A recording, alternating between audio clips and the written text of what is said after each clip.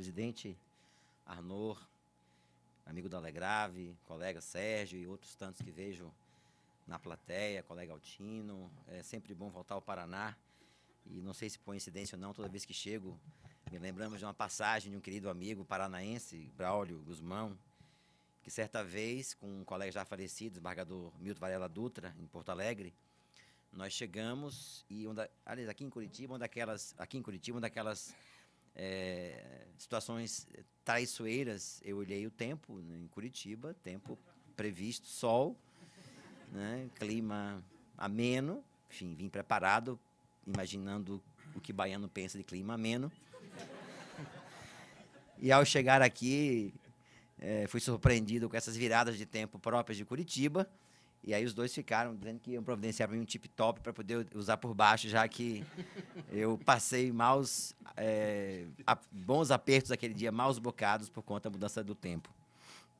Evidentemente que as referências do professor Alegrave se devem muito mais, e sobretudo, à gentileza e elegância e pela amizade que nos une, razão pela qual podem descartar quase tudo que ele disse. O que não for fato da minha vida historicamente considerado é fruto, como diz, da gentileza, da educação dele próprio.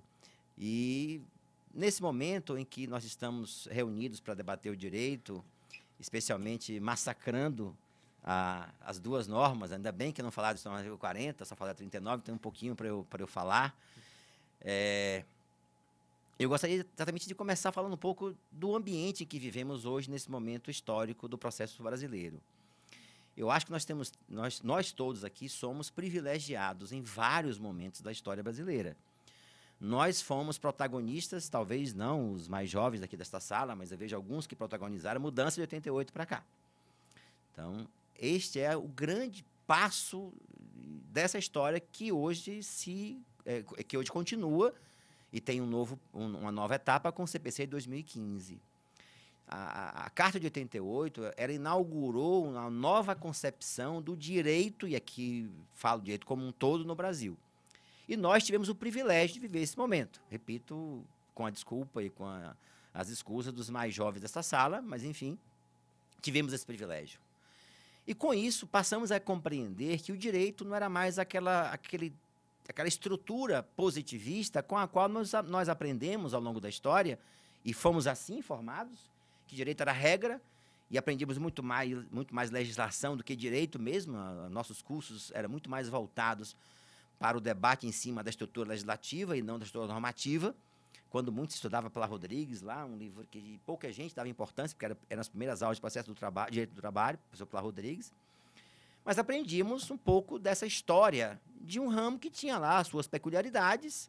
Era o patinho feio do direito civil. Os professores de direito civil nos olhavam assim com com respeito, evidentemente, à divergência, uma espécie de quase que desdém, porque era aquele direito que lidava com o humano no cotidiano. Aí chega um advogado que não atua na nossa área, vai à vara trabalhista, a primeira impressão que ele tem é que está no mercado persa, numa feira livre, tamanho aquele barulho do dia a dia, e alguns diziam isso, né, mercância do direito, porque a primeira palavra, a primeira expressão da jurisdição que o juiz de trabalho faz tem possibilidade de acordo, porque a primeira audiência dele, o primeiro dia, ele senta-se à mesa, ele doido para que a pessoa diga sim, né? Claro, porque é um processo a menos, e ele vai conseguir ter mais tempo de conseguir pôr em prática aquela formação teórica, ele vem carregado e doido para exercitá-la. Então, em 88, vivemos um novo paradigma, aprendendo, e passamos a perceber, e aos poucos, e aos trancos e barrancos, fomos aprendendo, que direito era muito mais além. E aí, se me perdoem, aí sim, falando para os mais novos, quem assistiu aqui, Buzz Lightyear, né? Acima e além das regras, né? Ou seja, aprendemos que direito é muito mais do que está escrito. Pode ser um princípio que estrutura um conjunto de valores a partir do qual a norma pode ser construída. E tivemos o privilégio de fazer parte dessa história. E estamos convivendo desde então com as reformas do CPC, com as múltiplas, aí na década de 90, nos anos 2000, as múltiplas reformas para tornar o processo efetivo, rápido, célere, e o nosso processo de trabalho posto de escanteio, literalmente de escanteio. Ele que já foi à vanguarda, inclusive agora, no CPC 2015, muitas das normas foram inspiradas claramente na nossa velha, combatida e surrada CLT, e na IN 39, né? Mas, enfim, vivemos, e o CPC evoluindo, o processo civil brasileiro evoluindo, e o processo de trabalho sendo posto de escanteio. Até que agora, chegamos, então, aos anos 2014, 2015, 2016, e, novamente, o privilégio, a história nos brindou, de nós estarmos tendo a oportunidade, eu diria rara e privilegiada, repito, de construirmos o novo processo no Brasil. Bem ou mal, com tropeços aqui e ali, com sobressaltos, com avanços e recuos, somos nós, ou seremos nós, que iremos fazer o processo no Brasil. Então, isso não é pouco, isso é muito. No momento em que a Escola Judicial do Paraná abre esse debate, para que nós tenhamos a oportunidade de, não muito mais do que ouvir pessoas, mas de trocar ideias. Isso é uma oportunidade rara para que nós possamos, sim, formar o debate com as divergências naturais que o debate proporciona, mas que nos dê, com a indagação que faremos, as ferramentas necessárias para que nós, sim, possamos construir o processo no Brasil. E ele será tanto mais efetivo quanto nós somos capazes de torná-lo efetivo. Se nós ficarmos no debate meramente dogmático, meramente academicista, com respeito da academia, da qual, inclusive, faz parte, sem fazer o debate acadêmico, dar um viés construtivo e prático, de nada servirá, ou de nada servirão, eventos como este, obras como as que estão discutindo o processo no Brasil. Porque se isso tudo foi feito, ele tem uma só dimensão a ser observada. A pessoa que está na ponta do processo. Porque eu repito uma frase que eu vi de uma servidora TRT da 5ª Região, minha querida chefa, que era servidora antes de ser magistrado, dona Zezita, eu vou homenageá-la com essa referência, em que aos 19 anos de idade, eu chegando na capital, doido para voltar à faculdade, que tinha trancado no curso de Direito, e ela me pediu, o primeiro dia na 3ª Junta de Conciliação e Julgamento em Salvador, eu cheguei para resolver um problema de cálculo, que ninguém queria fazer cálculo na vara, e por isso que eu vim à capital, estava no interior, e para arrumar a minha mesa, primeiro dia de trabalho, comecei a arrumar os processos no chão, processos físicos, não eram eletrônicos. E ela me chamou e disse, elegantemente, meu filho, o que você está fazendo? Eu disse, achando que ela ia me elogiar, né? Dona Zezita, arrumando a minha mesa. Você está colocando os processos no chão? Aí eu, né, jovem, agitado como eu sou, disse, claro, dona Zezita. Né, achando que ela ia dizer, poxa, que rapaz, né? Esperto, né? Rápido.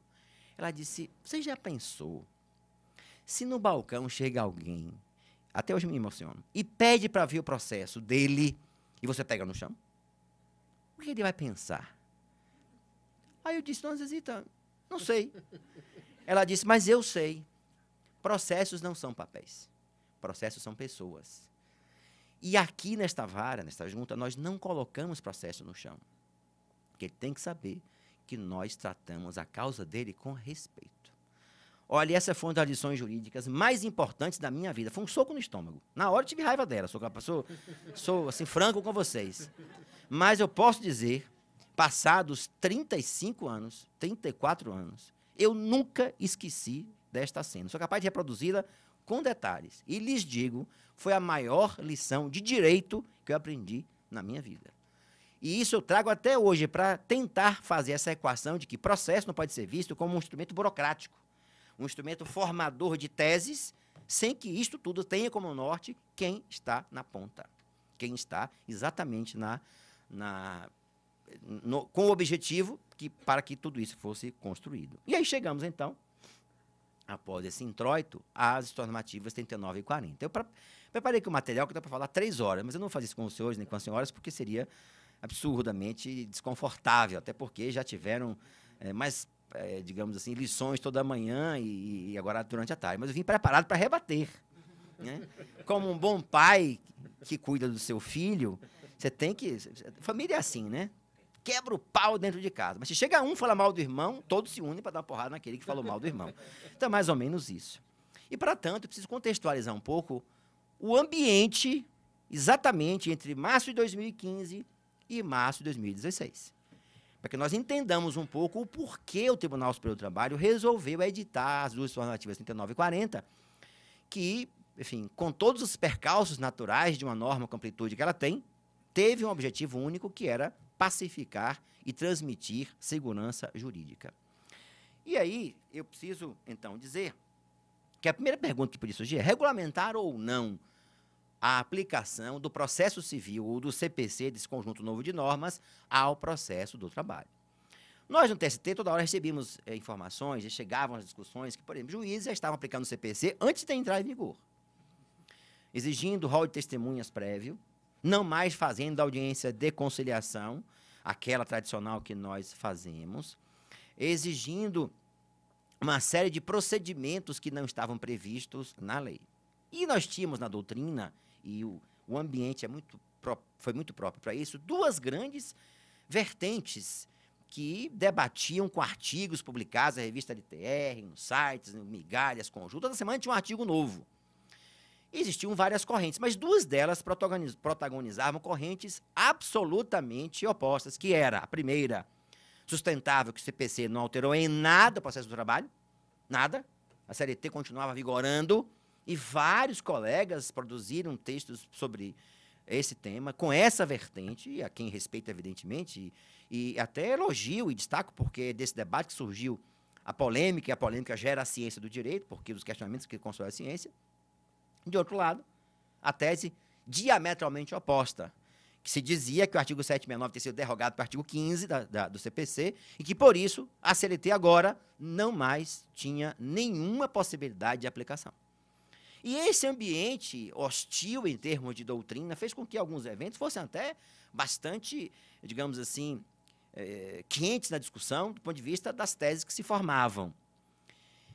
Então, o Tribunal Superior do Trabalho resolveu, então, que, por conta desse cenário de discussões, em que alguns juízes, especialmente alguns artigos, o artigo 15, o artigo 489, parágrafo 1º, o artigo 130 e vários outros que surgiram, que foram assim os patinhos feios do CPC. E me lembro bem, no congresso que eu fui em São Paulo, há 2 anos atrás, que um conhecido processualista, cujo nome não vou mencionar por razões até de respeito, pensou no Código de Processo Civil novo, ainda em fase de final de projeto, alguns dispositivos que certamente não deveriam estar no Código, porque, enfim, não acrescentam nada, e fez uma exposição extremamente aplaudida pelo público, mas toda a exposição desconstruindo a norma. O CPC, então, nessa concepção, não prestava para nada.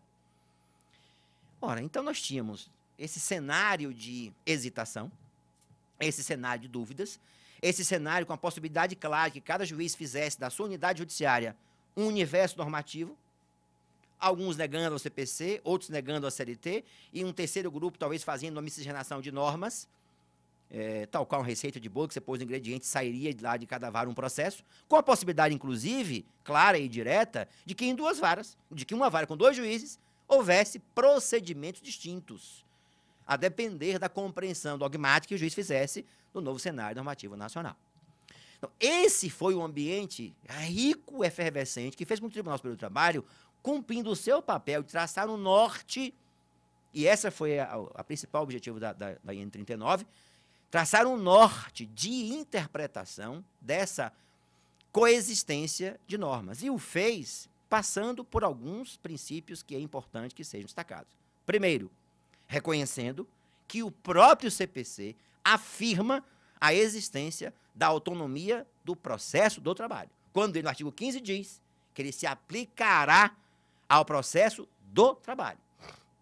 Ora, se o legislador civil entendeu por bem mencionar expressamente uma categoria, um subsistema processual distinto dele, porque ele reconheceu a autonomia expressa ao processo do trabalho. Então, essa foi a primeira observação a ser feita. A IN 39 afirma e reafirma a subsistência do processo do trabalho. Mais do que isso, do direito processual do trabalho, com as suas normas, mas, sobretudo, com os seus princípios informadores. Isso fez com que nós resgatássemos, e posso até afirmar que eu vi isso de vários colegas, dizendo que, com esse debate, vários foram ler de novo a CLT e descobriram várias novidades que não sabiam que lá existiam há 70 anos. É verdade, isso eu ouvi de um colega. Viu que a CLT tem coisas boas e tem coisas extremamente atuais, incidentes dos próprios autos. O CPC trouxe agora uma novidade enorme, No nosso processo está lá. A obrigatoriedade que o juiz envie de seus esforços para conciliação está na CLT. Ou seja, a ideia de soluções mágicas para o processo brasileiro, tema em relação ao qual participamos recentemente do evento no Rio, a velha CLT tinha as soluções. Mas o fato é que o primeiro norte que orientou essa normativa foi afirmar categoricamente que o processo de trabalho continuava existindo, que a velha CLT, com seus defeitos, com as suas imperfeições, mas principalmente com a sua estrutura valorativa, continuava existindo como norma a reger um sistema processual no Brasil. Mas dentre os princípios destacados, isso é importante que se diga, estavam aqueles que inspiram o processo do trabalho, baseados fundamentalmente na natureza alimentar do processo, do crédito, aliás, desculpem, a quem o processo busca alcançar, e segundo, para isso, dando-lhe ou buscando dar-lhe efetividade e celeridade, ou, de modo inverso, celeridade e efetividade. Bom, então foi a primeira vertente que o tribunal utilizou foi reafirmar para apaziguar exatamente os ânimos e afastar teses conspiratórias contra a CLT, que ela continuava existindo com todo o seu arcabouço normativo. Mas eu quero chamar a atenção mais do que como regra, especialmente para com os seus princípios, dando ao intérprete a ideia de que, ao ler o CPC, ao ler a Lei de Ação Civil Pública, do Mandado de Segurança, aplicados ao processo do trabalho, os olhos, eu diria até o coração, devem estar voltados para os bens maiores em relação aos quais o processo do trabalho existe, na relação a que busca direito material, a que busca dar efetividade. Mas não paramos aí. Isso, inclusive, no segundo ponto foi, então, decidiu-se normatizar. O tribunal formou uma comissão por 9 ministros, escolhidos pelos colegas, eu, por acaso, fui um dos 9, então, 9/8 da resolução se deve à minha participação, no que tem de bom, mas para mim tem de ruim, né? E esses 9 ministros, durante várias semanas, reunimos, e as reuniões eram acaloradas, reuniões quentes, no sentido literal da expressão. Porque ali procurávamos contextualizar algo que representasse o pensamento médio do tribunal, o que não é fácil no colegiado de 27 membros. Então, um debate longo se estabeleceu a respeito da metodologia. Qual seria a metodologia adequada? Nesse debate, várias ideias surgiram. Por exemplo, haveria aqui um tabelão, os artigos tais, que o juiz do trabalho, na sua mesa de audiência, ele se valia ou se valeria desse tabelão e dizia, esse se aplica, esse não se aplica. Então, o juiz teria que fazer audiência com um tabelão do lado, né, dizendo, não, esse aqui, deixa eu ver, não, se aplica. Então, tal qual uma cesta de dispositivos. Vimos que, efetivamente, não seria a melhor metodologia, mas, especialmente, se observarem, verão isso, como a ideia de que essa normativa ela não amordaça o juiz. Ela não retira do juiz a possibilidade de que ele construa a jurisprudência. Até falávamos há pouco com a colega José dos Pinhais, cujo nome não gravei, me desculpe, em que falávamos sobre isso, porque se a primeira instância não futuca a segunda e esta não futuca a terceira, o processo não muda. E se o advogado não constrói a tese da petição inicial, eu digo sempre que o advogado é o arquiteto do direito. É ele que tem que construir a tese lá na solidão do seu escritório. O juiz de primeiro grau entender que a tese é adequada e acolher, avançando, sim, muitas vezes. O avanço não quer dizer teses daquela natureza, é a coragem de decidir. E o tribunal, provocado, não vê naquela provocação uma rebeldia, muitas vezes. Mas provocar também o TST, por que não? E dessa provocação recíproca, ou dessas múltiplas provocações, a jurisprudência vai trilhando o seu caminho. E a jurisprudência trilhar, o caminho que ela trilha, aliás, não é um caminho reto, é um caminho sinuoso, com altos e baixos, no sentido literal da expressão, que isso é próprio da vida. O direito é assim.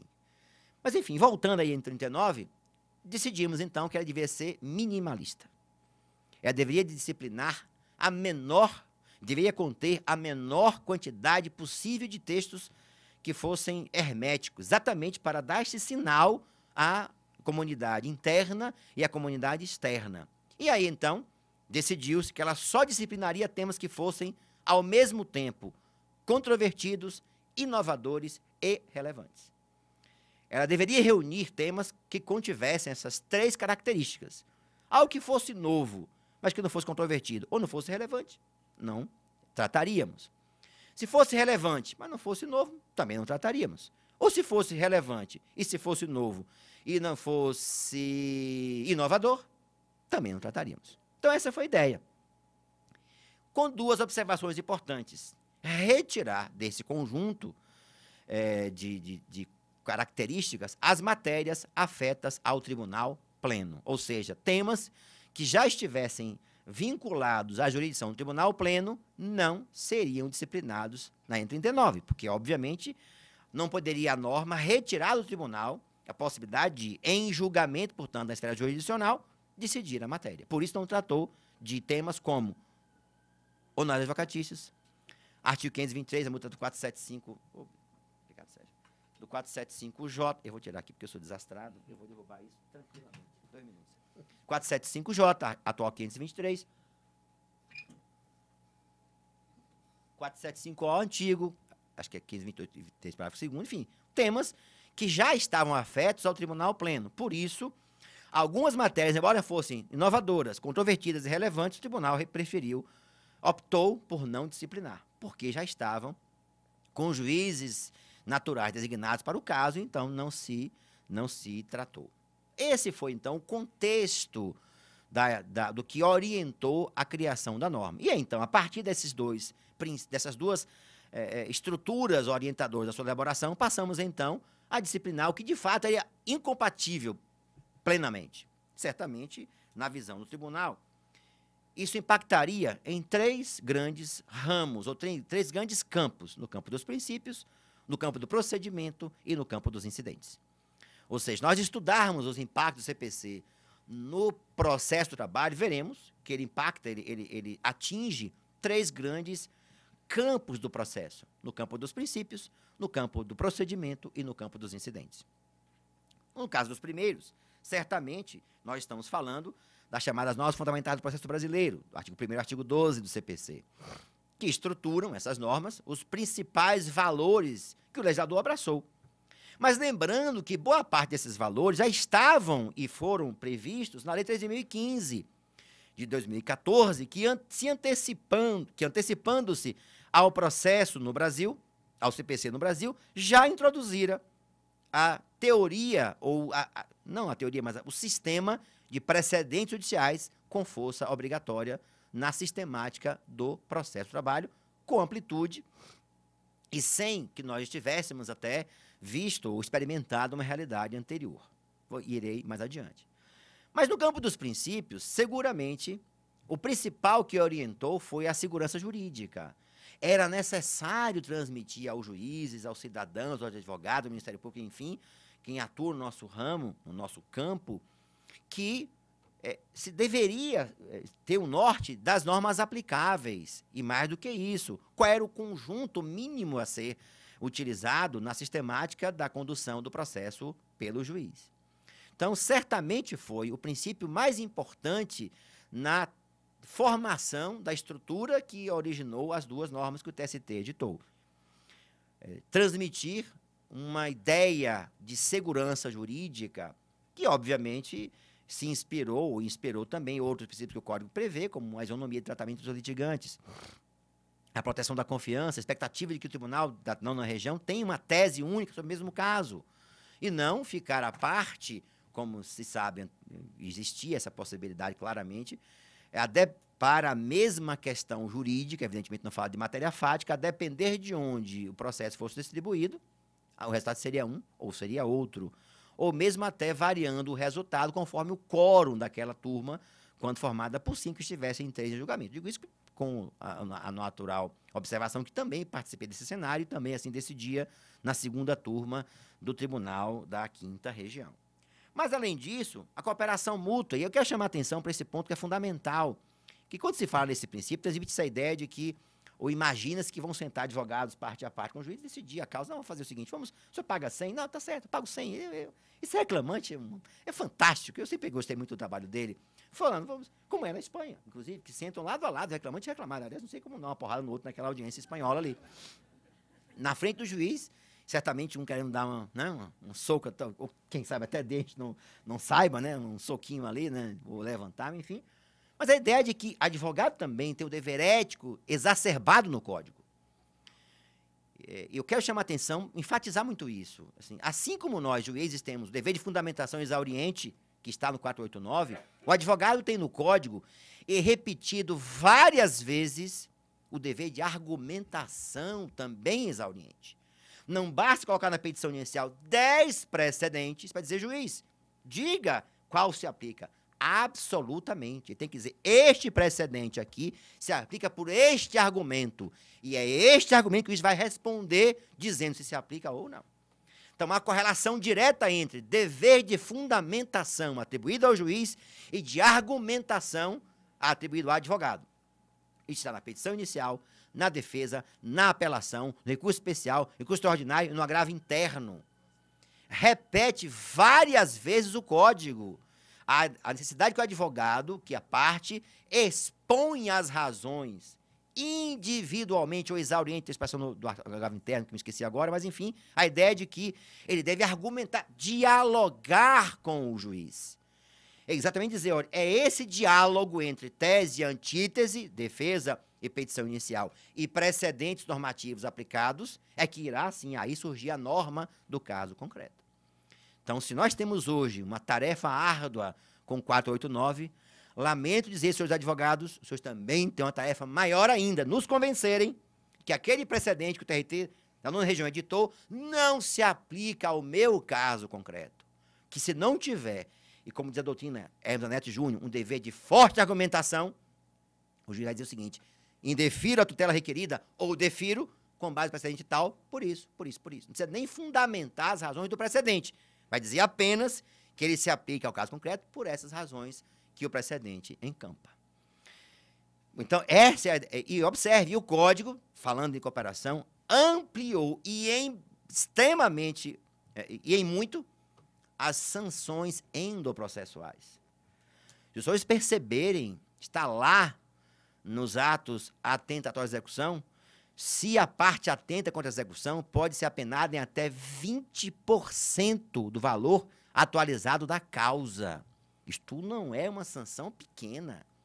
Se nós considerarmos que pode haver mais 10 pelo retardamento do 475J hoje, e mais algumas, inclusive por embargos protelatórios, pode chegar a metade da execução rapidamente. E o Código diz, valor atualizado da causa. Para não deixar nenhuma dúvida. Então, se a tarefa é árdua para os juízes, não é menos fácil no sentido de dialogar em relação aos advogados. Então, é isso que é a cooperação. O Código reafirma, com todas as letras, o dever ético atribuído ao advogado, e exatamente para isso é que nós utilizamos as normas fundamentais do processo brasileiro. Assim como também um princípio que provocou muito debate entre nós, o da prevalência da decisão de mérito. O legislador certamente pensou que um processo extinto, sem que resolva a lide, é um possível processo novo que estará no colo do juiz para resolver. Por isso, ele constrói em várias normas esse dever. O juiz deve solucionar quesilhas processuais para chegar ao final e resolver a lide. Ponto. E mudou muito nesse particular, especialmente nos tribunais superiores. A possibilidade, portanto, por exemplo, de corrigir defeito de mandato no TST ou no STJ. Entendia que não era ato urgente, portanto, não se corrigia o defeito lá. Hoje, perfeitamente aplicável. O juiz não pode extinguir o processo ou negar conhecimento ao recurso, em que antes dê a oportunidade de que a parte possa sanar defeitos, até de não recolhimento de custas, em que ela é intimada, o Código, inclusive, nesse ponto, eu faço uma crítica ao legislador, ele foi até, tratou o advogado com toda franqueza, botou no colo, ele pode não recolher as custas, ele é intimado para recolher, e se não recolher, ainda tem a possibilidade de dizer, olha, não recolhi, porque naquele dia o banco fechou mais cedo, me dê mais uma chance. A decisão é irrecorrível, inclusive. Decisão irrecorrível. Diz, não, tá certo, pode vir. E aí, claro, ele só tem uma sanção que é recolher em dobro. Mas observe o que é o dobro do valor de custas em face de uma causa que muitas vezes gira, né, não só valor econômico, mas sobretudo valor jurídico em relação ao tema discutido. Então, esse é um princípio clássico que provocou uma mudança brusca no processo do trabalho. Porque o juiz não pode, agora, por exemplo, ir buscar a teoria geral do não conhecimento do recurso para se livrar dele, né? Aquela história de que basta ter um pequeno defeito no processo, ele extingue e a lide não é resolvida. Hoje, artigo 932, 938 do Código, artigos, diz que o juiz, o relator, tem que dar oportunidade para que a parte sane defeitos, inclusive não apenas formais e não apenas natureza que não sejam graves. O contraditório, sem dúvida, agora não mais formal, mas material e efetivo, foi reafirmado no Código. E se afirmou também que ele se aplicaria ao processo do trabalho, provocando uma ira do juiz de primeiro grau, professor Dália Grave. Porque viu que esse processo acabará com a audiência trabalhista. Para que dava a oportunidade para alguém falar sobre um documento? Fala agora, quando se dá a oportunidade, né? Mas o Código, baseado na estrutura valorativa que inspirou a sua criação, ora, se o Código busca solucionar a controvérsia de fundo, chegar, então, até o final da relação de direito material, deve preservar o contraditório, dando a oportunidade que a parte possa não apenas se manifestar, mas ter a possibilidade de influenciar efetivamente no resultado da causa, que é a grande mudança que se traz no Código de 2015 em relação ao contraditório anteriormente. E aí, nesse ponto, o TST inovou e foi corajoso, relativizando a aplicação desse princípio, tentando compatibilizá-lo com a iniciativa de ofício do juiz e outras situações do nosso processo, artigo 765, etc., buscando inspiração na jurisprudência do Tribunal de Português, que prevê que não violaria o princípio da vedação da decisão surpresa, aquela na qual o juiz se baseasse na aplicação de regras que a parte teria o dever de conhecer.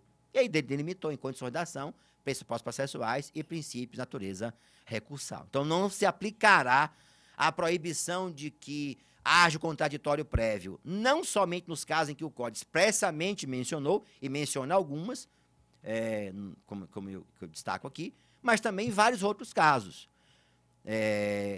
Tutela de urgência, claro, né?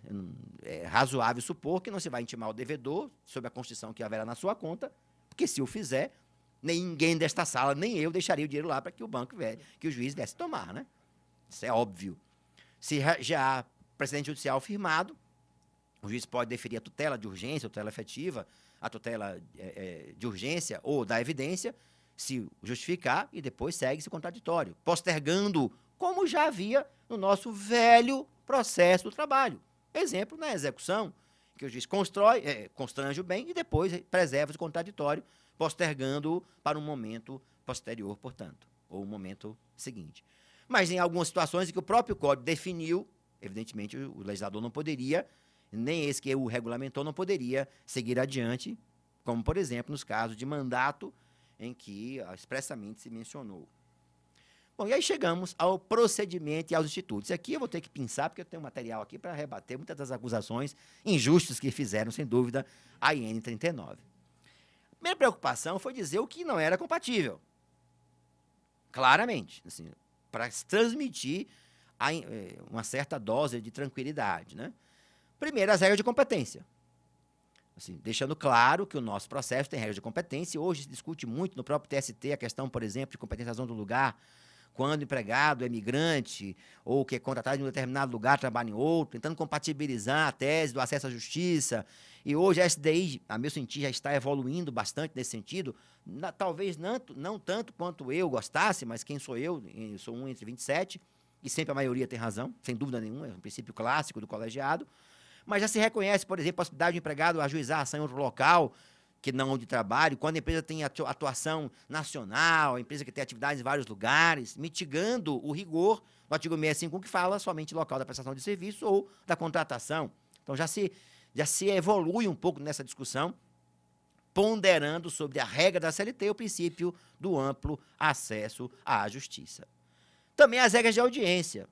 Obviamente, não se iria mudar a CLT tão tranquila nesse aspecto com relação à condução da audiência, realizada logo após o ato processual primário do processo, porque as partes possam ter a condição de interagir com o juiz, enfim, aqueles casos em que a CLT já tinha uma estrutura normativa assim, posta em prática, sem nenhuma dúvida, procedimentos aplicados há dezenas de anos pelos juízes, se afastou qualquer possibilidade que o CPC interferisse na condução das audiências trabalhistas. Advogados também ficaram muito chateados com os prazos em dias úteis, que não foram aplicados, a regra não foi aplicada, entendendo que era incompatível, não só porque há uma norma expressa na CLT, dizendo que os prazos se contam em dias úteis, os prazos são contidos irreleváveis, não suspendem, não se interrompem, senão prorrogando-se nos casos que ela própria se prevê, e por isso entendeu que era incompatível. Também para tranquilizar, para evitar que numa vara houvesse prazo indômito, na vara seguinte, o prazo contado, em dia útil ou não. O prazo indômito, se observarem, a lei é naqueles casos em que há dois litigantes de escritórios distintos, o código amplia para dizer que não é somente o advogado tem que estar em escritórios distintos, e observe que a norma não fala nada sobre eles. Mas por que não fala? Porque se observou que era uma briga que não valeria a pena ser comprada. Por quê? Porque o código diz que não se aplica onde há processo eletrônico. Então, ora, como a maioria das varas hoje, a totalidade das varas, aliás, já há processos eletrônicos, PJE ou não, sim, então era uma briga que não valia a pena ser comprada, porque, na essência, a norma teria pouca aplicação prática. Então, nos casos em que houver a dúvida, se resolverá. É um dos exemplos em que o tribunal observou que não deveria tratar do tema, porque não era relevante, considerando que teria pouca aplicação prática, considerando que diz também já existia processo eletrônico na maior parte das varas do trabalho. O prazo indômito MPT, sem dúvida. Claro, não há nenhuma incompatibilidade. Mas a própria norma diz também que, quando o prazo for próprio, não há aplicação da regra da contagem em dobro. Prescrição intercorrente, embargo de divergência, novidade que o Código trouxe, ou que reafirmou, já se afasta. Mas teve uma delas, que esta, sim, foi objeto de um profundo debate interno, a negociação processual. Eu posso afirmar, e sem, obviamente, indicar nomes que não é o caso, foi um dos temas mais controvertidos no âmbito da comissão. Aplicar ou não o artigo que prevê que as partes podem elaborar, evidentemente nos casos que a lei autorizar e não vinculando a prazos peremptórios, uma nova forma de condução do processo. Se pensou muito, professor Delegrave e presidente Arnaud, nas convenções pré-processuais. O grande medo que o tribunal teve, e aí é uma confissão pública, foi não autorizar que convenções pré-processuais fossem firmadas, sabe-se lá como. Nós reconhecemos que o Brasil, os sindicatos, nem todos representam de forma legítima as categorias profissionais, e viesse uma convenção processual, elaborada, por exemplo, no âmbito da convenção coletiva, que minimizasse ou que de certa forma, tolhesse a possibilidade que o direito fosse respeitado, fosse debatido com segurança. Então, o tribunal optou por entender, e reconheço que foi um tema difícil, por quê? Porque alguns colegas sustentavam, por exemplo, a possibilidade de aplicação no campo das ações coletivas. Por que não? Que aí a paridade de armas é um princípio, Ministério Público, sindicatos, etc., da atuação. Mas, por hora, o tribunal percebeu que era melhor deixar que a jurisprudência trilhasse um certo caminho para que o ali, se fosse o caso no futuro, também o tribunal teve essa preocupação, poderia até voltar a discutir o tema. Mas, por hora, como o cenário era novo, e era, além de novo, extremamente inovador quanto às possibilidades de mudança da atuação do Poder Judiciário brasileiro, optou-se por uma postura de cautela. Se foi a melhor ou se foi a pior, o tempo dirá. Mas o tribunal agiu, eu diria, prudentemente, preocupado fundamentalmente com as convenções pré-processuais. E pode observar que ele não tratou do calendário processual. Preservou a norma do calendário processual. Então, de certa forma, mitigou a aplicação desta vedação. Por exemplo, o advogado na audiência pede um prazo de 20 dias para falar sobre documentos. O juiz, reconhecendo que aqueles documentos são em quantidade, enfim, grande, ou que pode deferir, enfim, as situações são as mais variadas. Mas o fato é que foi esta a discussão em torno da aplicação do negócio processual. Uma novidade que o Código trouxe, que na essência é o ressurgimento dos velhos embargos de divergência, né, foi um dispositivo que eu disse ao meu amigo Fred Didier, e o Fred, com todo o respeito que ele tem, e tenho, e por ele, um respeito enorme pelo trabalho que tem realizado no Brasil, já o fez e o que está fazendo em relação ao código. Se eu sou um dos pais de 39, o Código de Processo Civil brasileiro tem nele também um dos pais, um dos muitos pais, evidentemente. Mas de onde surgiu, com toda a franqueza, esta maluquice? Porque isso inviabiliza tribunais pequenos. Você imagina o seguinte, tribunais do trabalho de 8 integrantes. Então, todo julgamento não unânime tem que parar o processo, parar o julgamento, suspender o julgamento, chamar 2 da outra turma, que tem que ser 2, porque um vai empatar e, obviamente, se empatar, prevalece o voto anterior. Para que ouça de novo a citação oral, recomece o julgamento e possa mudar o resultado. Para mim, fere o juiz natural. Um das críticas difíceis fere o juiz natural. Se a primeira turma é formada por aqueles desembargadores, o juiz natural são aqueles membros. Quando eu mudo o colegiado, e observe, mudo para cada julgamento não unânime. Eu estou mudando de natural daquele órgão. Então, imagine, por exemplo, um lugar como o TRT9, que tem sessão especializada em ação rescisória. Não sei se é o caso daqui, mas parece que sim. Bastaria que houvesse um julgador que divergisse, tinha que parar o julgamento, suspender a sessão, chamar 2, que se, na verdade, imagine aqui empate, né? São quantos aqui? 14? Tem especializado aqui em rescisórias? Hã?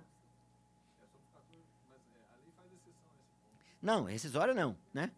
Não, pleno é que, quando a matéria do pleno é que faz, mas rescisória diz lá, se empatar, chama, tem que chamar no TST, por exemplo, 7 da STI 1, que não atuam em ação rescisória, para desempatar. Quer dizer, na verdade, quando fosse de procedência da rescisória, que ela diz assim, quando a ação foi procedente, tem que suspender o julgamento, chamar integrantes em condição de mudar o resultado. Só uma curiosidade, o que o Fred disse?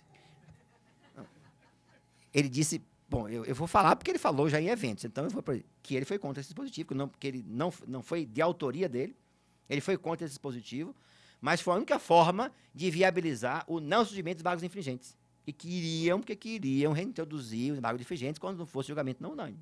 Então, criou-se essa técnica de julgamento não unânime, que, a meu sentir, com todo respeito a quem pensou, e respeito, obviamente, pensou numa realidade que não é a do cotidiano do forense. É um processo, como diz uma amiga minha chefe de gabinete, no mundo de moranguinhos, né? Assim, vive num mundo hipotético, né? Um mundo de moranguinhos que separa. Nós não temos processo, vamos julgar doações rescisórias hoje, vamos parar o julgamento, chamar os colegas, discutir e tal. Não temos 100 processos na pauta, em 200, 300, temos, né, 5 na pauta, então podemos fazer isso, chamar os colegas da outra turma, que virão com a maior boa vontade.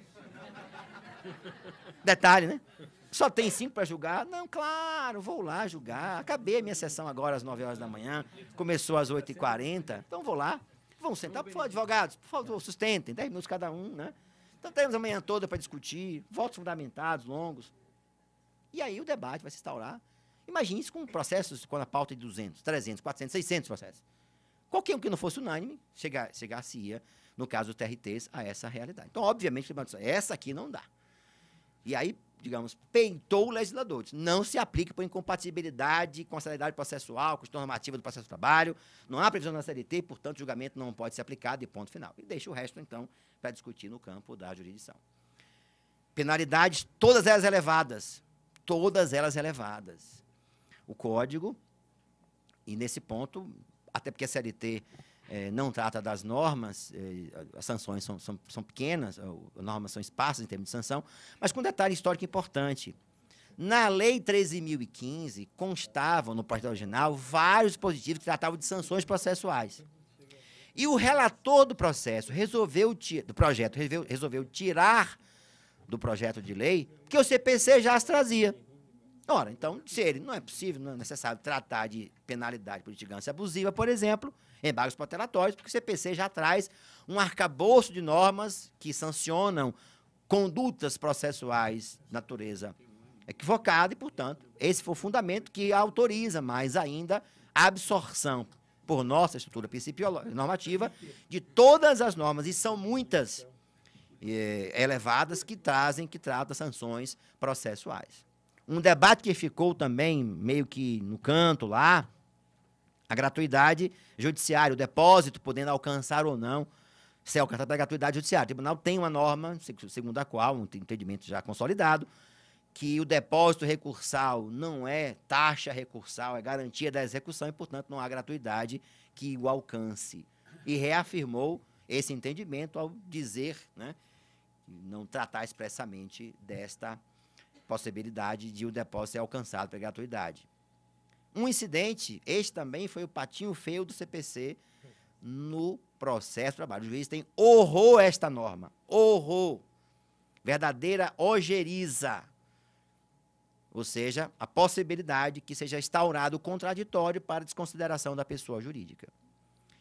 E eu fui juiz de primeiro grau até pouco tempo. Estive no Tribunal Regional há 3 anos atrás. Não vejo como, nessa norma, se entender que estaria sendo amordaçada a possibilidade de o juiz atuar na concessão de bens. O que ela preserva? Contraditório. Um benefício de ordem. Então, olha, pode o devedor dizer assim, mas peraí, vocês estão peonando o meu carro, a empresa tem lá um outro patrimônio. E observe, ela não impede o juiz de cautelarmente apreender o patrimônio. Não impede, observando os princípios de segurança que o Código, mais de uma vez, ressalta. Se houver a possibilidade de que o devedor tenha patrimônio, que possa estar satisfazendo, o advogado expondo, o juiz faz a concessão patrimonial, e aí segue o contraditório. Mas o que esse incidente quis assegurar, e aí nesse ponto, o Fred já disse, esse dispositivo se chamou dispositivo juiz do trabalho. Ele já falou isso em várias palestras. Foi construído, foi pensado nos nossos colegas. E aí eu vou citar um caso, que eu não vou mencionar o tribunal também, respeito pelo procedimento, em que é muito comum a seguinte realidade. Vários casos julgados pelo TST, em que o sócio não é, vejam bem, não é intimado para esse benefício de ordem. Vai, o juiz, o oficial de justiça diz, não encontrei bens. Aí ele penhore-se o patrimônio do sócio, sem que tenha dado ao sócio a oportunidade de, primeiro, ser incluído na execução, que até então ele não é parte no processo. Ele é alguém que representa a pessoa jurídica. O sócio, então, tem o patrimônio penhorado. Não está sabendo de nada. Aí, quando ele é cientificado da penhora, ele que não tinha sido incluído no processo, embarga de terceiro.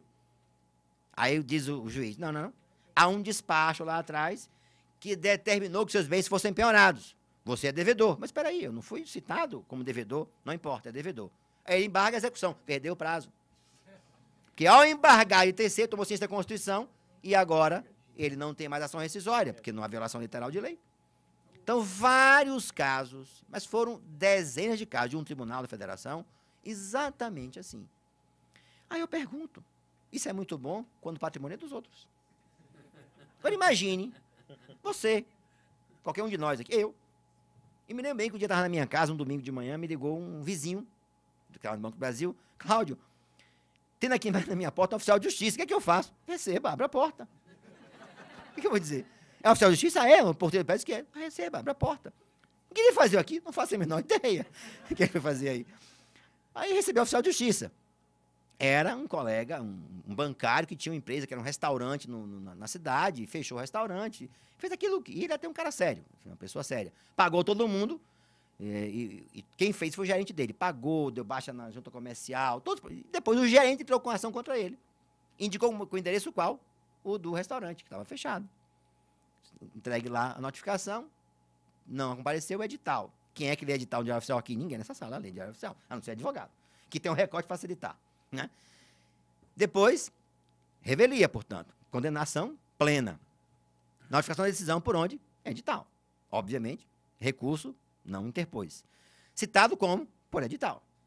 Claro, né? Tinha prova nos autos que não tinha endereço certo. Aí, então, quando precisou localizar os bens, o juiz foi na casa dele, que ele sabia onde morava há 10 anos. E foi aí que surgiu o oficial de justiça. Evidentemente que contratou um bom advogado e anulou todo o processo. Mas imagine essa situação com qualquer um nessa sala. Aí nós seremos o mais ferrenho dos litigantes. Porque quando nós somos partícipes de um processo, não tem direito que dê vazão à nossa raiva. Nós somos passionais. Eu vou contar um caso que contei a semana passada no Rio de Janeiro, que ocorreu com meu filho, falando sobre litigância processual excessiva, que hoje tem a ideia que entrar com ação passa a ser um crime, né? Nós temos 100 milhões de processos em curso. Então, a minha visão é, por que temos? Vamos estudar esses números. Que conversávamos há pouco, nós julgamos hora extra de banco há 70 anos. Então, alguma coisa está errada. A gente precisa pensar um pouco sobre isso, né? Com a capacidade que nós temos de criar, não é possível que nós estejamos julgando hora extra há 70 anos. Os mesmos litigantes, VIP, cartão fidelidade, ouro, prata, sei lá, categoria. Se os senhores perceberem, entre os 10 maiores litigantes estão governo, Sistema Financeiro Nacional, telecomunicações. Tem que ter uma razão para isso, porque nós olhemos os números, e eles nos dizem muito, se nós quisermos, obviamente, ver o que eles dizem. Então, meu filho chegou aos Estados Unidos, chegou na Califórnia, e pagou para trazer uma prancha de surf que comprou no Havaí, né? Todos comprei de surf em Salvador e tal, enfim. Percebem que eu sou, né, paulista, com meu sotaque de paulista. E ele pagou, me lembro bem da quantia, $126 para transportar a prancha da Califórnia para o Brasil, depois de terminar o intercâmbio. E aí, e como eu disse, né, quem tem pai de surfista sabe que primeiro é a prancha, depois a segunda prancha, depois a namorada, aí vem a mãe, o pai e o restante da ordem de valoração, né? E quando ele, esse dia me marcou muito, ele chegou um ano fora, quando ele abriu a bagagem, comprou uma capa para trazer a prancha estava amassada. E ele esmurrou, gritou na parede, chorou, tem 22 anos, chorou, enfim, foi aquele drama. Ah, meu pai, mas eu paguei e tal, não sei o quê. O que nós fazemos? Vamos buscar as formas de resolver. Peguei um e-mail, sentei, fotografei a prancha, peguei comprovante de passagem, de pagamento da taxa de bagagem especial e mandei para as duas transportadoras, as duas companhias aéreas. Olha, não sei o que, aquelas estão, ouvi isso e tal, não sei o que, enfim, transportou isso, enfim, tudo lá, solicitamos providências. Aí um respondeu, recebemos o seu e-mail, agradecemos pela envio, vamos dar a resposta. E a outra nem respondeu. Nessa conversa, nessa história toda, levamos quase um ano mandando e-mails para lá e para cá, até que as meninas entraram na justiça. E meu filho foi para a audiência e saiu de lá com uma sentença, não só repondo a prancha, mas também com dano moral coletivo, dano moral de R$5.000. Ele ficou agora um litigante, quanto mais. Já disse. Já disse. Não, meu pai, já sei, agora é dano moral. Dano moral. Mas vejam bem, vamos refletir um pouco sobre isso. Nós estamos falando de um litigante que talvez seja um em cada 1.000 que voam no Brasil a cada dia, ou sei lá quantos, que tem bagagem extraviada danificada e não entra com ação. Então é economicamente rentável fazer um acordo pagando R$5.000, R$3.000 e pouco dano moral, mais R$1.500 da prancha, porque, pondo-se na balança, é interessante. Por isso, então, nós estamos discutindo hoje hora extra em atividades há 70 anos, julgando hora extra de bancário. Então, não sei porque eu fui lá, mas deixa eu voltar aqui.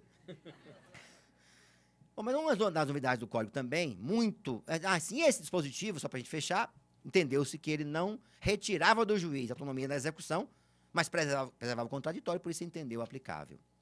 Um outro dispositivo inovador bastante é o que traz a ideia de que o amicus curiae passa a ser um terceiro que colabora não mais com a parte assistente, mas sim com o processo, dando ao tribunal a oportunidade de proferir, construir, portanto, a melhor norma em processos repetitivos, ou na formação de precedentes, ou também em questões outras, uma demanda individual, por exemplo, que possa ser necessário discutir condições de ambiente de trabalho, condições de saúde, em que ele chame um perito, uma instituição qualificada que estude, que possa orientar o juiz na formação e na construção daquela decisão. Aí não vou falar sobre as provisórias, que eu não vou cometer este equívoco, tivemos um pouco a fala sobre isso, mas todo o conjunto de teses provisórias, entendendo como sendo aplicável. Mas eu quero destacar um dispositivo, não sei se ele está aqui na sequência, este aqui. O dispositivo, para mim, mais importante do CPC de 2015 para o juiz do trabalho. O que dá ao juiz um cheque em branco, que o juiz está autorizado, além do que o antigo 461 mencionava, ele pode conceder tutelas, medidas que sejam indutivas, coercitivas, mandamentais ou subrogatórias. Até aí, muito bom. Mas ele foi mais ainda, inclusive em obrigações de pagar. Então, este dispositivo dá ao juiz do trabalho um poder que ele sequer imagina a extensão desse poder. Por exemplo, ele está diante de um caso de insalubridade reiterada, interdição da empresa, fecha, até resolver. Por que não? Está na lei. Agora, observado o contraditório, porque eu não estou dizendo chegar lá na hora e fechar. Não. Pode até ser. Caso de urgência, uma situação em que haja a prova inequívoca do dano a ser praticado, a atuação do juiz aqui pode se dar, pode ocorrer, e em muito ocorrerá, preventivamente, para evitar que o litígio, que o dano sequer ocorra, ou se está ocorrendo, cesse. E retira do processo do trabalho esse viés meramente econômico, mercantilista, talvez, que muitas vezes a tutela efetiva, ela é muito mais eficaz do que o pagamento. 2 casos reais. Um, do Rio Grande do Norte, em que havia trabalho, uma prática reiterada de assédio moral numa empresa, uma grande cervejaria. A ação civil publicada procedente, houve um acordo no qual a empresa foi obrigada a patrocinar campanhas alertando publicitárias para a nocividade do assédio moral. E tinha lá embaixo, no outdoor, quem foi a Salvador agora no final do ano viu, ao chegar no aeroporto, uma plotagem imensa do Ministério do Trabalho. Foi um acordo feito numa ação civil pública de combate ao assédio moral. Então, no desembarque, eu me lembrei que senti falta em Curitiba, daquela área que nós chegamos aqui, que tinha aquele área da Boticário, né? Senti falta ontem no aeroporto e já vinha esperando aquele túnel, né? Só tinha aqui, né? Que a gente sentia uma musiquinha, a música e o perfume, sempre o lançamento da Boticário ali. Senti falta ontem. Mas lá em Salvador tinha lá assédio moral, copiando aqui, né? A iniciativa. Mas observem, a empresa com a sua marca vinculada àquela campanha, certamente que o dano pode ser muito maior do que o pagamento de 100 mil, 200 mil. Aliás, nesse particular, eu faço um apelo aos juízes do trabalho da nona região. Não mande dinheiro para o FAT, gente. A ação civil de dinheiro para o FAT é jogar dinheiro no ralo. Também não é mandar para a ONG, não. É descobrir um projeto, uma utilização com objeto da demanda, ou seja, tem que haver uma relação, no meu sentido, com a demanda, o cerne da controvérsia, comprovado nos autos, com a participação do MPT, se for o caso. Mas não dá dinheiro para a ONG aí joga, sabe-se lá como. Porque cada vez mais nós temos que entender que quando a sanção coletiva, o resultado dela aplicado na comunidade, se sente a atuação do Estado dando resposta à lesão coletiva. E se for para o FAT, vai cair nessas nem estou falando de uso indevido, não, mas vai ficar no orçamento da União e ninguém vai saber que houve condenação de 1 milhão, 100 mil da moral coletiva. Mas eu quero chamar a atenção, voltando, que esse dispositivo, inclusive, torna inócua, na minha opinião, a discussão sobre o 475J.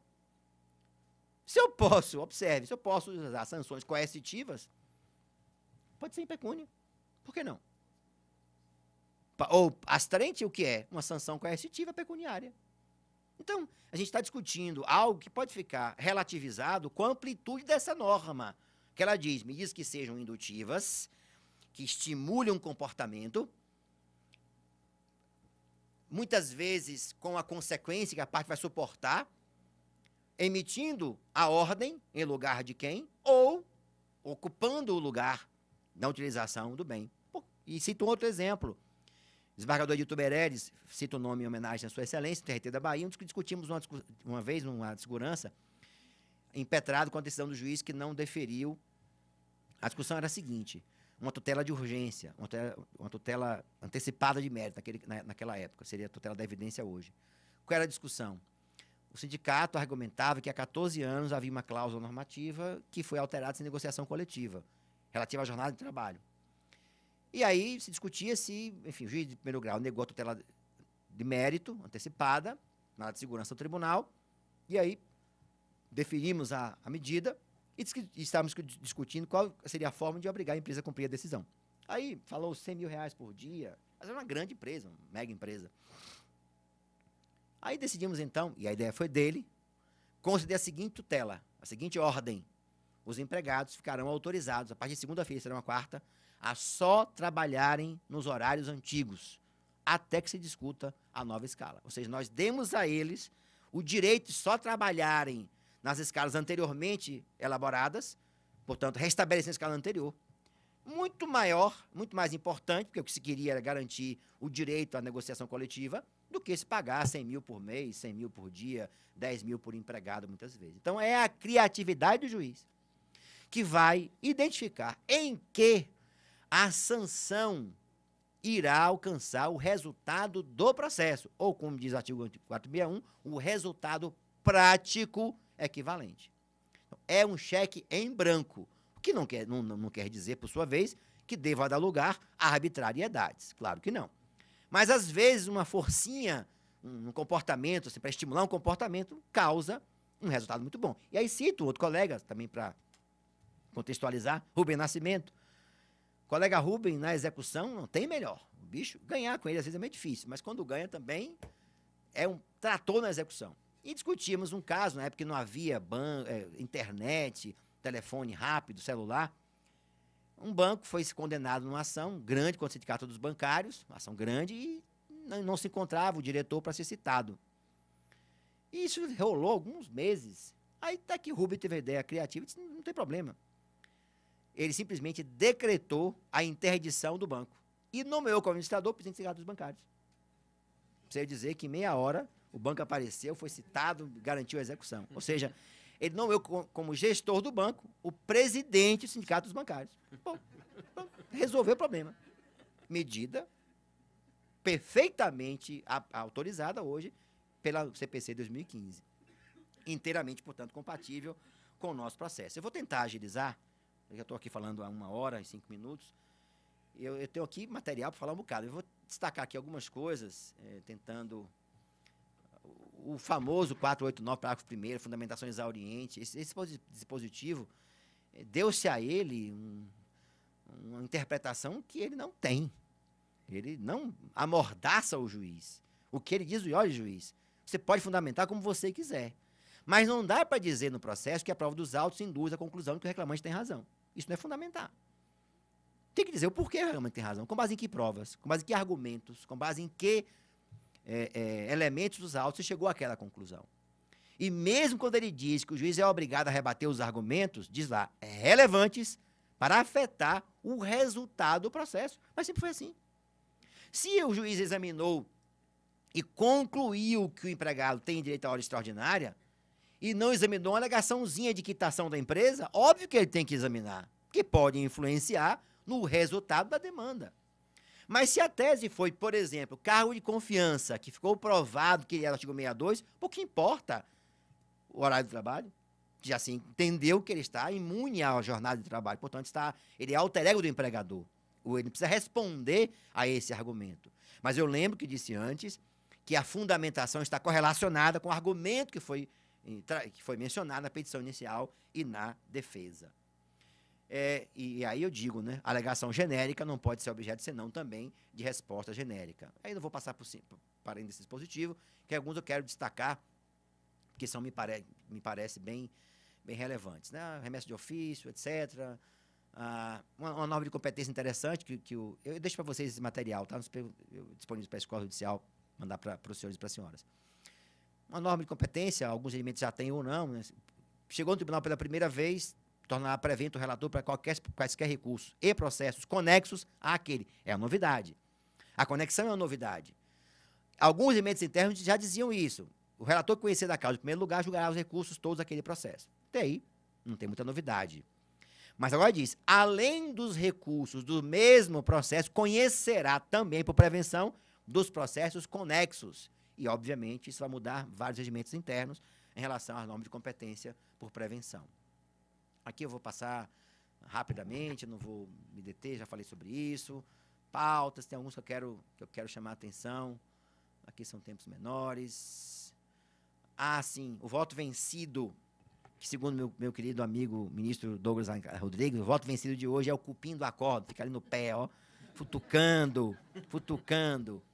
O voto vencido agora assume um papel importantíssimo, que ele tem que ser declarado e tem efeitos plenos, inclusive de pré-questionamento. Então, professor delegado, aquele debate de advogado para pedir ao vencido que juntasse o seu voto, e agora ele tem que fazê-lo. Chama a atenção dos advogados que, Quando houver divergência sobre o quadro fático, prevalecerá o quadro fático descrito pelo acórdão e não pelo voto vencido.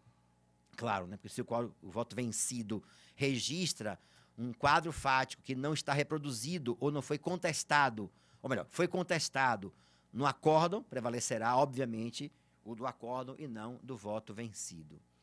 Aqui vou passar adiante para defeitos formais, eu não quero voltar. Eu quero chamar a atenção para o erro grosseiro.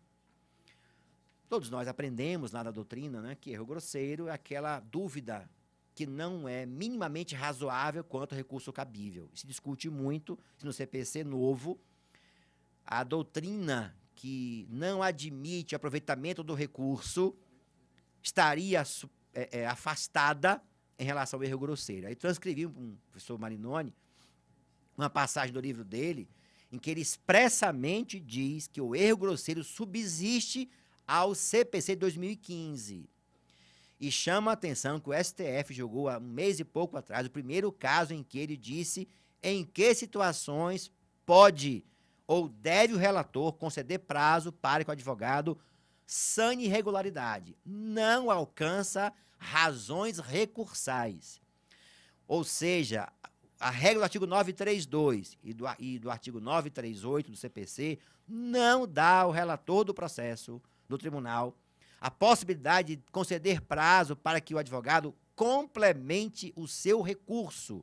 É só pressuposto extrínseco, mandato, custas, recurso mal estruturado não terá a viabilidade do seu conhecimento. Eu não sei se já coloquei aqui esse julgamento do Supremo, mas eu posso mandar para os senhores depois. Os embargos de declaração, a novidade grande, que também acabou com aquela discussão que existia na doutrina e na jurisprudência trabalhista, sobretudo, consagrou o princípio da ampla embargabilidade. Qualquer decisão é passível de embargos, mesmo as irrecorríveis, curiosamente. Porque, óbvio, a decisão defeituosa não está externando seu comando. E, por isso, mesmo que não cabe recurso, cabe embargos. Exemplo, a decisão que indefere o ingresso do amicus curiae é irrecorrível, mas, obviamente, caberá embargo se ela contiver um defeito que não permita extrair o seu comando de forma correta. Eu vou também passar aqui adiante. Eu quero chamar a atenção para um outro ponto.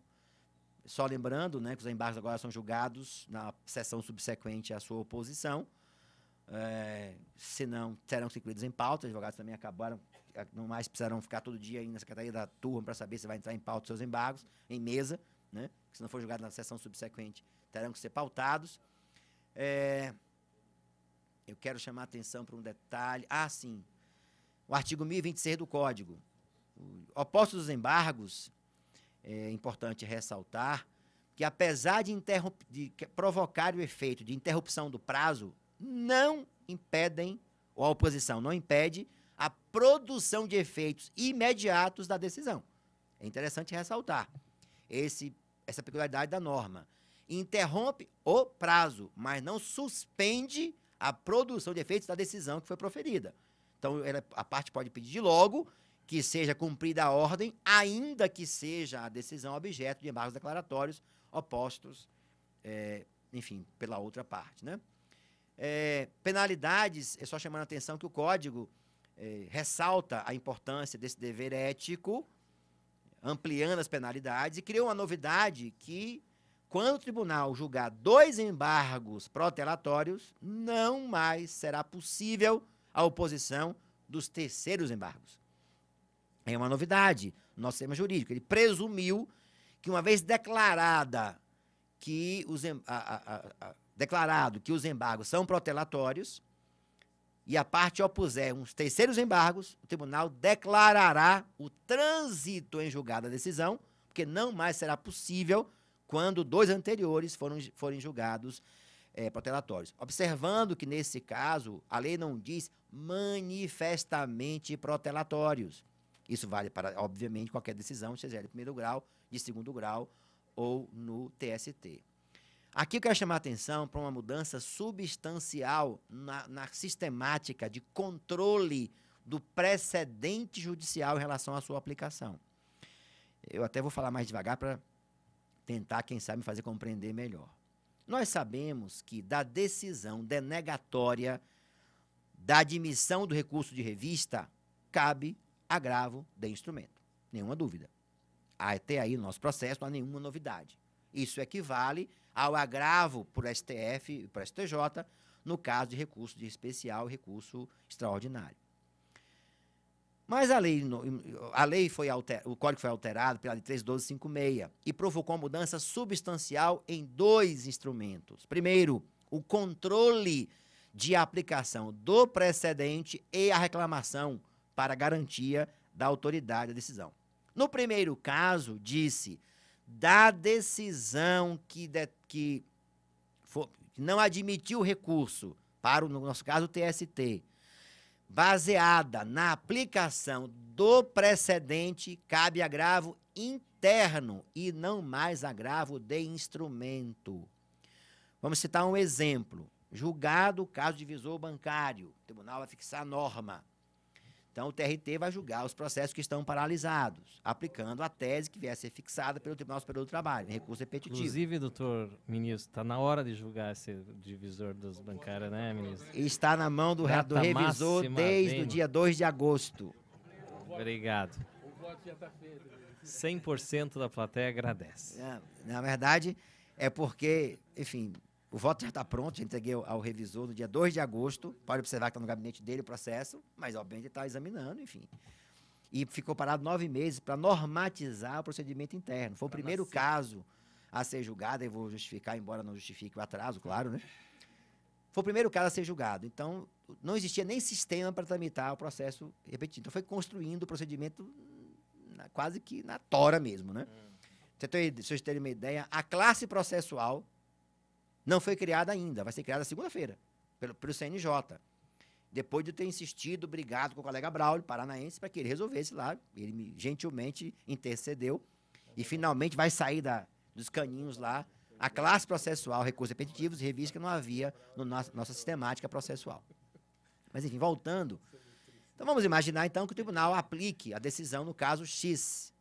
E a parte entenda que, naquele caso, há uma distinção, o famoso distinguishing, em relação ao qual a tese não seria aplicável. Ela vai interpor recurso de revista, evidentemente, né? E o tribunal, vamos imaginar que o presidente entenda, ou vice, quem faz o controle da admissibilidade, que, ao contrário do dito na peça recursal, a tese é sim aplicável àquele caso que não há distinção autorizadora da remessa ao TST. Esta decisão não é, e, portanto, ele tranca o recurso de revista, fundamentado no precedente. Essa decisão dela não cabe agravo de instrumento, cabe agravo interno para o TRT. Essa mudança é substancial, ela está no artigo 1038. Observem lá, 1038 e 1030 do CPC. Diz que da decisão que aplica o precedente, cabe agravo interno para o tribunal.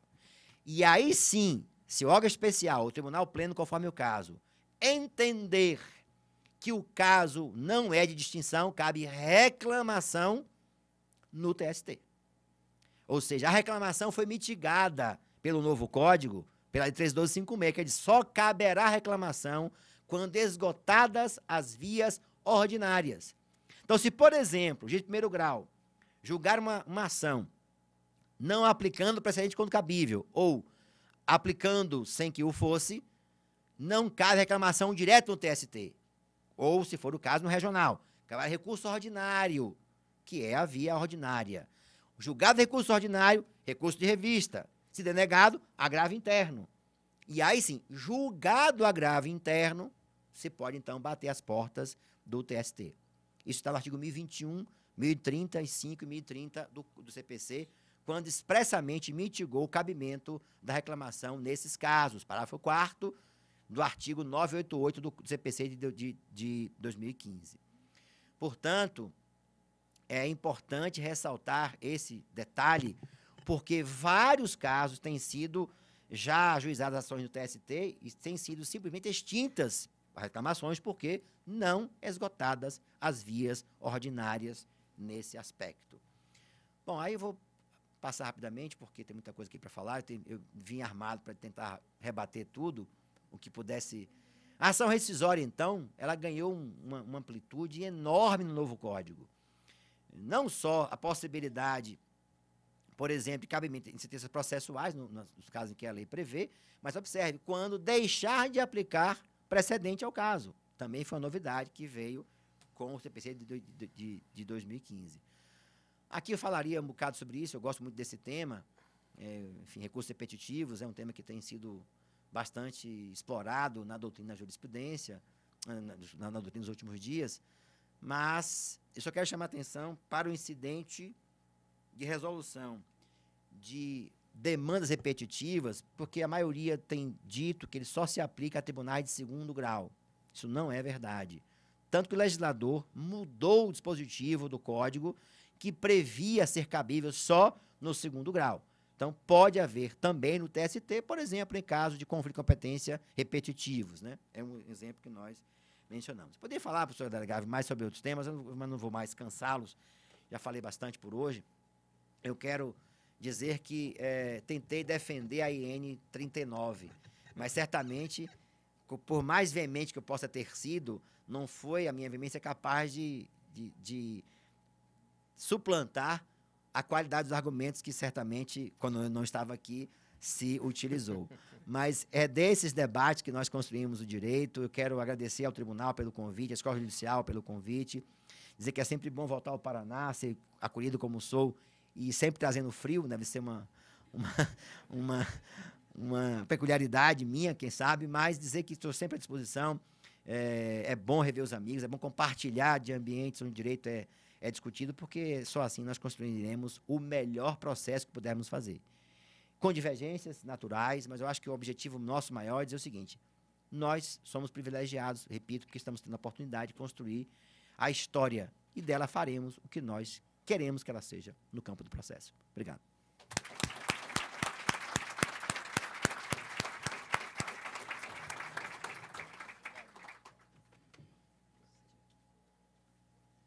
Agora vocês constataram por que eu digo que é um dos mais completos juristas. É impressionante o cabedal de conhecimentos que o ministro Cláudio passa para nós.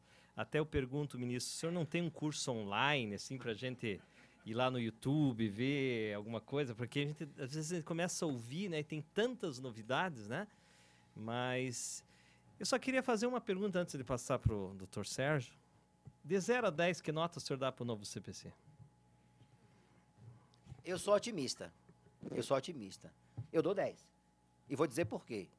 Foi o código que nós pudemos fazer. Porque se eu perguntasse aqui ao professor Sérgio, a você, ao desembargador Arnaud, qual seria o melhor código, nós teríamos cada um o seu código. Mas este código que foi feito foi o código que o Brasil conseguiu fazer. Que a sociedade debateu, que os juízes do trabalho perderam tempo, não participaram, os juízes de uma maneira em geral, mas é um código democrático. E a democracia pressupõe isto que nós vimos, né? Ou seja, o código que tem muitas imperfeições. Mas se eu dou 10 a Vossa Excelência porque é uma pessoa que tem a capacidade que tem, embora não seja perfeito, certamente não é, e assim como também a imperfeição faz parte da pessoa, na natureza humana, eu dou 10, porque o código nós conseguimos fazer. Porque se não fosse ele, estaríamos com o CPC de 73, que certamente não respondia mais aos anseios da sociedade atual. Mas eu quero sempre dizer o seguinte: esse código será tanto melhor quanto nós pudermos fazer dele a melhor norma. E aí sim, por isso que eu dou 10. Nós temos que extrair o que tem de bom. E, evidentemente, deixando de lado aquilo que não é a melhor composição em termos de...